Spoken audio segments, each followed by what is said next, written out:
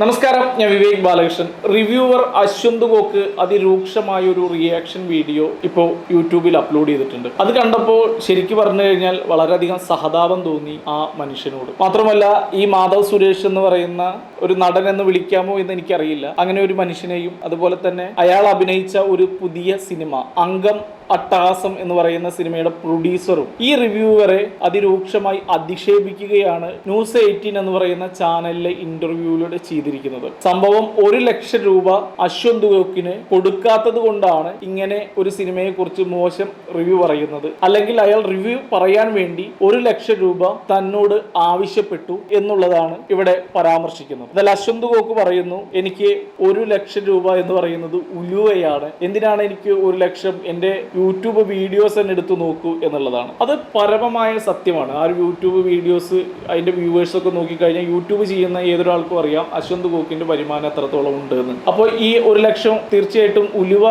എന്ന് അയാൾ പറയുന്നത് അതുകൊണ്ട് തന്നെയാണ് എന്നുള്ളതും മനസ്സിലാക്കുക. ഞാൻ ഈ വീഡിയോയിലൂടെ പറയാൻ ശ്രമിക്കുന്നത് അശ്വന്ത് ഗോക്കിനെ സപ്പോർട്ട് ചെയ്യുക എന്നുള്ളതാണ്. എന്ന് കരുതി കേരളത്തിലെ റിവ്യൂ പറയുന്നവന്മാരൊക്കെ ഈ അശ്വന്ത് ഗോക്കടക്കം പുണ്യാളന്മാരാണ് എന്നുള്ളൊരു ചിന്താഗതി എനിക്കില്ല. ഈ പറയുന്നവന്മാരൊക്കെ രാഷ്ട്രീയ ചിന്താഗതി അനുസരിച്ച് അവർക്ക് ഇഷ്ടപ്പെട്ട സിനിമകളെ വളരെയധികം നന്നാക്കി പറഞ്ഞ് പ്രേക്ഷകരെ പറ്റിക്കുകയും ചെയ്തിട്ടുണ്ട്. അതിന് ഏറ്റവും വലിയ ഉദാഹരണമാണ് വിനീത് ശ്രീനിവാസ് സംവിധാനം ചെയ്ത വർഷങ്ങൾക്ക് ശേഷം എന്നുള്ള ഒരു സിനിമ. 10 പൈസക്ക് ഇല്ലാത്ത സിനിമയാണ്. ഇവിടെ എല്ലാവരും പറഞ്ഞത് മഹാ ഹിറ്റാണ്, സൂപ്പർ പടമാണ്, 15 മിനിറ്റ് നിവിൻ പോളി വന്നിട്ട് സിനിമയെ ആകെ അങ്ങോട്ട് മലമറക്കിയാണ് എന്നൊക്കെ പറഞ്ഞ് 10 പൈസക്കില്ല പടം എൻ്റെ അഭിപ്രായത്തിൽ. എന്നിട്ട് നമ്മളൊക്കെ ഇവരുടെ റിവ്യൂ കേട്ടിട്ട് തിയേറ്ററിലേക്ക് പോയതാണ്. 3 മണിക്കൂറാണ് നമ്മുടെയൊക്കെ നഷ്ടപ്പെട്ടത്. അപ്പോൾ ആ രീതിയിൽ നോക്കുമ്പോൾ ഇവരൊന്നും വലിയ പുണ്യാളന്മാരാണ് എന്നുള്ള രീതിയിലല്ല പറയുന്നത്. പക്ഷെ ഇവിടെ ഈ പറയുന്ന മാധവ് സുരേഷ് എന്ന് പറയുന്ന ഒരു നെപ്പോ കിഡ്, ആ നെപ്പോ കിഡിന് ഈ പറയുന്ന പോലെ തന്നെ 10 പൈസയ്ക്ക് ആ ചെക്കനെ അഭിനയിക്കാൻ അറിയില്ല. അഹങ്കാരത്തിന്റെ കൊടുമുടിയാണ്. നടു റോട്ടിലാണ് ഒരു വണ്ടി തച്ചു പൊളിക്കുന്ന ദൃശ്യം നമ്മളെല്ലാവരും കണ്ടത്. ഇവന്റെ ഒന്നും തറവാട്ടിൽ നിന്നല്ല ഈ റോഡ് ഉണ്ടാക്കിയിട്ടുള്ളത്. അതിന്റെ പുറകിൽ എത്ര പേര് ആവശ്യത്തിന് വേണ്ടി ഓടുന്ന യാത്രക്കാരുണ്ടാവും. അവരുടെ യാത്ര മുറക്കിയിട്ടാണ് ഇവൻ ഈ തോന്നിവാസം അവന്റെ വണ്ടിയുമൊന്നും ഉരസി എന്നൊക്കെ പറഞ്ഞിട്ട് കാട്ടിക്കൂട്ടിയത്. അപ്പൊ അത്ര അഹങ്കാരിയായ ഒരു ചെറുക്കനാണ്. അഭിനയിക്കാൻ ഒട്ടും അറിയില്ല.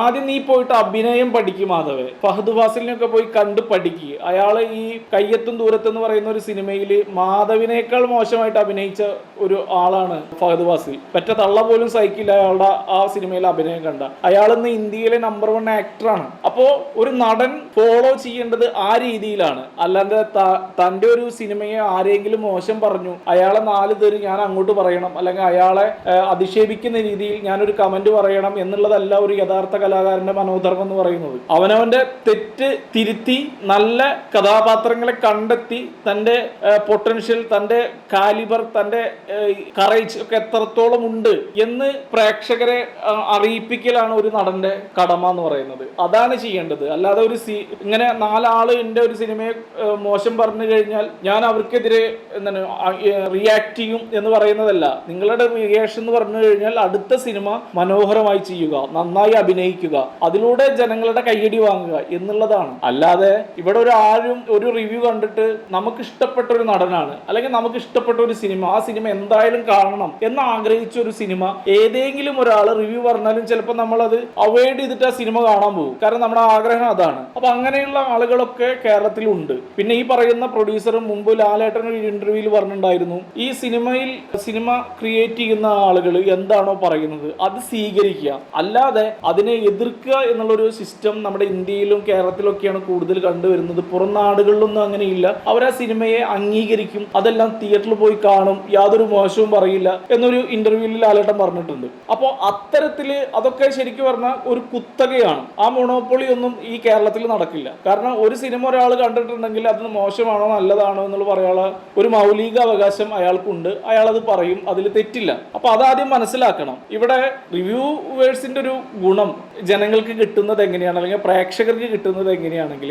തിരക്ക് പിടിച്ച ജീവിതത്തിൽ ഒരു റിലീഫിന് വേണ്ടി നമ്മൾ സിനിമ കാണാൻ പോകണം എന്ന് ആഗ്രഹിച്ചിട്ട് ഒരു സിനിമയുടെ ഒരു റിലീസിന്റെ 10 ദിവസം മുന്നേ തുടങ്ങുമല്ലോ ഇവർ ഈ യൂട്യൂബ് ചാനലിലൊക്കെ ഇരുന്ന് അല്ലെങ്കിൽ എല്ലാ ചാനലിലും വന്നിരുന്നിട്ട് ഓരോ അനാവശ്യമായ തള്ളാൻ തുടങ്ങും. ഈ ഇന്റർവ്യൂ ഒക്കെ കാണുന്ന ആളുകൾ വിചാരിക്കുമോ സിനിമ എങ്ങനെയും കാണണം എന്നൊക്കെ വിചാരിച്ച് പൈസ എടുത്തു വെച്ചിട്ടുണ്ടെങ്കിൽ അല്ലെങ്കിൽ അയാളുടെ സമയം മാറ്റിവെക്കാം എന്ന് വിചാരിച്ചിട്ടുണ്ടെങ്കിൽ അതൊരു മോശം പടമാണ് എന്ന് പറഞ്ഞാൽ പോയി കാണേണ്ടതില്ല, OTT-യിലൊക്കെ വന്ന് കാണാം എന്നുള്ള രീതിയിൽ ചിന്തിക്കുന്ന അല്ലെങ്കിൽ നമ്മുടെ ആ ഒരു സമയം പാഴാക്കണ്ടല്ലോ എന്ന് ചിന്തിക്കുന്ന ആൾക്കാർക്കൊക്കെ ഈ റിവ്യൂവർമാരെ ഭയങ്കരമായിട്ട് ഗുണം ചെയ്യും. മുമ്പൊക്കെ എന്ന് പറഞ്ഞു കഴിഞ്ഞാൽ ഒരു സിനിമ ഇറങ്ങിക്കഴിഞ്ഞാൽ അതിൽ നല്ലത് മാത്രമേ ഉള്ളൂ, മോശമില്ല.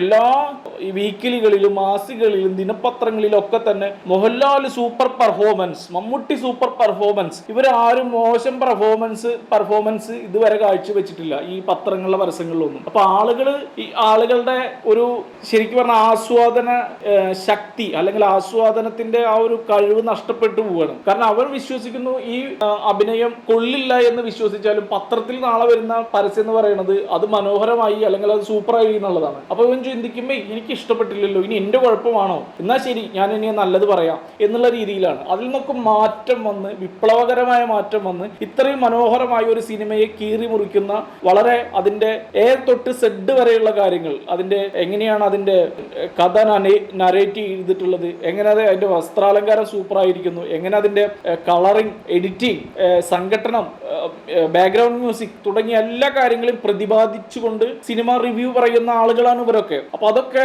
സിനിമ പഠിക്കുന്നവർക്കും ഒരുപാട് ഗുണം ചെയ്യും, നല്ല സിനിമ ചെയ്യാൻ ആഗ്രഹിക്കുന്നവർക്കും അതൊക്കെ ഗുണം ചെയ്യും. അപ്പൊ എന്തുകൊണ്ടും റിവ്യൂ നല്ലതാണ്. അത് പൈസ കൊടുത്ത് ചെയ്യുക എന്ന് പറയുന്നത് മോശമാണ്. താനൊരു മോശം സിനിമ പിടിച്ച് അത് പരാജയപ്പെടുമ്പോൾ അത് റിവ്യൂവർമാരുടെ റിവ്യൂ കൊണ്ടാണ് ആ ഒരു സിനിമ മോശമായത് എന്ന് പറയുന്നത് ഒട്ടും തന്നെ ശരിയല്ല. അപ്പൊ അതുകൊണ്ട് തന്നെയാണ് ഇപ്പൊ ഈ അശ്വന്ത് ഗോക്ക് ഒക്കെ വെല്ലുവിളിച്ചിരിക്കുകയാണ് ഈ പ്രൊഡ്യൂസറെ, കേസ് കൊടുക്കും തെളിയിക്ക് എന്ന് പറഞ്ഞിട്ടാണ്. അങ്ങനെ നോക്കുമ്പോൾ 100% അശ്വന്ത് ഗോക്കിന്റെ ഭാഗത്താണ് ന്യായം. സിനിമാ നടന്മാരാണ്, പ്രൊഡ്യൂസറാണ് എന്നൊന്നും പറഞ്ഞിട്ട് കാര്യമില്ല. ഒരു റിവ്യൂ പറയുന്ന ആൾക്കെതിരെ മോശം കമന്റ് പറഞ്ഞാൽ ആരായാലും അയാൾ അധിക്ഷേപിച്ചിട്ടുണ്ടെങ്കിൽ അല്ലെങ്കിൽ ഇല്ലാത്ത കാര്യങ്ങൾ പറഞ്ഞിട്ടുണ്ടെങ്കിൽ അയാൾ അഴി എണ്ണേണ്ടത് തന്നെയാണ്. അതേത് സുരേഷ് ഗോപിയുടെ മകനാണെങ്കിലും മമ്മൂട്ടിയുടെ മകനാണെങ്കിലും മോഹൻലാലിന്റെ മകനാണെങ്കിലും ഏത് താരരാജാവിന്റെ മകനാണെങ്കിലും ഇല്ലാത്ത കാര്യങ്ങൾ പ്രചരിപ്പിക്കുന്നത് നിയമപരമായി തെറ്റാണ്. അതുകൊണ്ട് തന്നെ മാധവ് സുരേഷും ഈ പ്രൊഡ്യൂസറും അങ്ങനെയാണ് ചെയ്തിട്ടുണ്ടെങ്കിൽ അവർ എന്തായാലും ശിക്ഷ